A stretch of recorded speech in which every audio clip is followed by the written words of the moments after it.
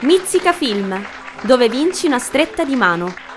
Il festival itinerante per statuto ed originale per definizione dà il via al bando 2014, scaricabile dalla relativa pagina Facebook Mizzica Film.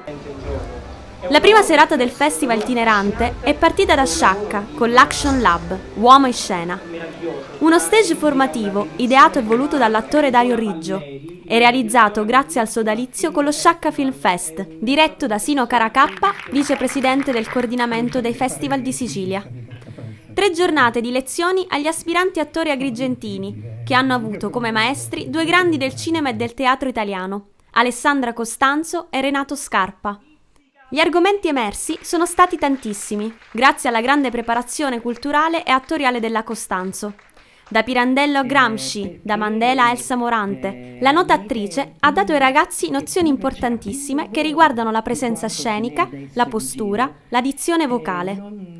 Entusiasmo e attenzione degli allievi grazie alla maestria e alla grande preparazione di Alessandra Costanzo, che ha, generosamente e gratuitamente, regalato la sua esperienza con passione e missione.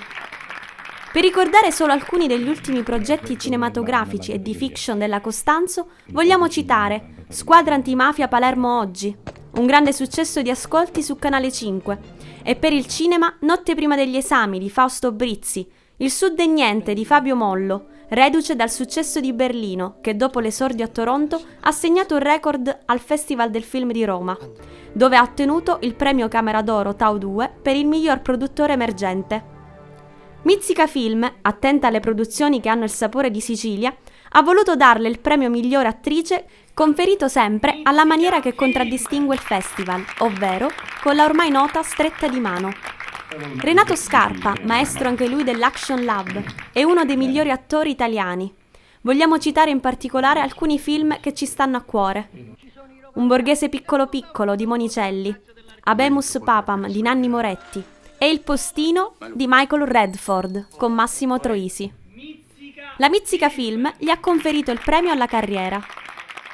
Se il premio è la stretta di mano, il ricordo, oltre che essere affidato alle foto e al video, è affidato anche alle originali maioliche di Roberto Fragale, con tanto di certificato di autenticità.